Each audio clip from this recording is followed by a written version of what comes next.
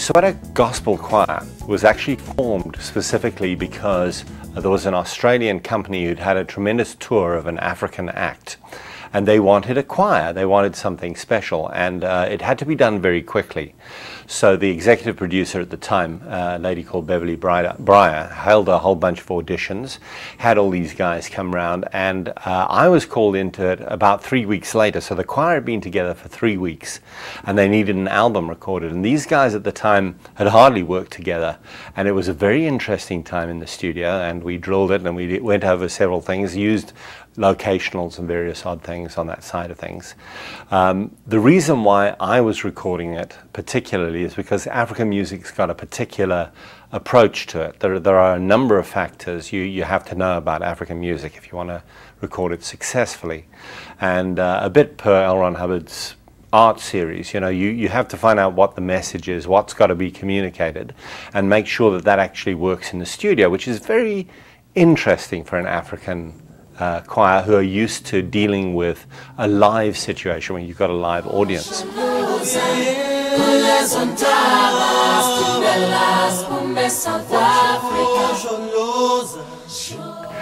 This album, when they first hit the US, which was maybe about 2 years ago, this album, which was called Voices from Heaven, went to #1 on the US World Music Billboard charts. So already there was a very high profile on the whole thing. And there was a lot of demand for another album, so we did a second album. That album was called Blessed, and it was sold through the tours and so forth and so on, and it also went to #1 on the US charts. And by then there was a lot more interest in the whole thing, and it was that album which was released in the course of 2005, which was then nominated for a Grammy. It was it was a very strange thing. I don't know how it is with these things, but I don't suppose anyone really expected to win. So no one had fully thought what would happen if we won. For example, the executive producer of the choir had prepared a small speech because she had to. She was told she should do. And we very briefly discussed what might happen. And as the Grammys unfolded, we were 51 in an order of about 90 in what they call the pre-telecast section, which has a tremendous number of categories, including jazz and classical and that sort of thing. As there was a sort of a countdown towards number 51, which I think is we were number 51, it sort of seemed to come around very quickly, and they read out all the nominees, and we were the last on the list, and they instantly said, and we'd won. And everyone went, ah! And then we all stood up and did a very African "yeah, or something like that, a real nice African shout. And Bev said to me, no, come. And we all went up, although that's 4 of us. And I guess it was a little unreal at first, just because we hadn't really expected it. And to stand there and look out amongst your peers and so many people from all around the world, it was amazing.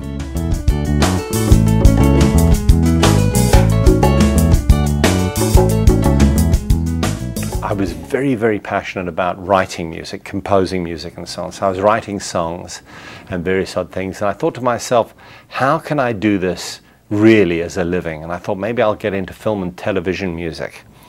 And that took me into the African music direction, because by then I was in South Africa, and I got booked to do my first TV series. And the TV series I did were all on areas of Black Africa, if you like, or South Africa. And I did a wide range of things, from a TV series that was set in Zululand like 100 years ago, and then trying to figure out what the music would have been, and then having to research what the instruments were, and that was an interesting TV series about the struggle between the missionaries and the local people.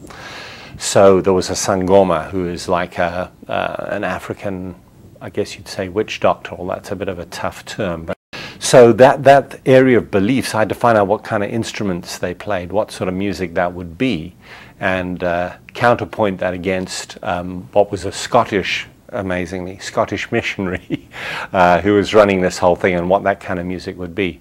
So that took me into the zone of African music. And then I had to write music that was ranged from that, very, very traditional, all the way to Soweto today and the township music of the day.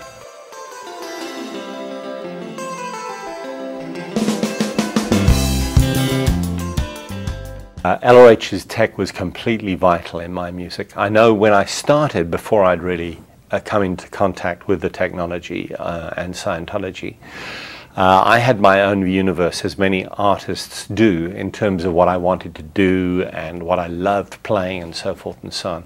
The thing that I didn't know was the formula of communication in particular, and the importance of communication in art. And a lot of artists who don't succeed don't really have the idea that communication is part of what they do. Not fully. They've got more the idea that it's something they really want to do, and they're passionate about that. But the guy who doesn't communicate to an audience loses out. That changed my life as an artist immensely, like unbelievably. And then the other aspect of this that I found very important was you start working with other artists and other people. So I'm working with musicians, you're working maybe in a band, whatever it is that you do as an artist, you do work with other people. It may be that you're an incredible solo musician, and maybe that isn't so. But if you're a solo violinist, you're going to work with a symphony orchestra and a conductor. Even if you yodel all by yourself and you're the greatest yodeler in the world, you're going to end up in a studio working with engineers and so on. So therefore, the whole thing of relationships with people and how you work with people, invaluable. I describe all of my success to L. Ron Hubbard's technology in those areas. Hey.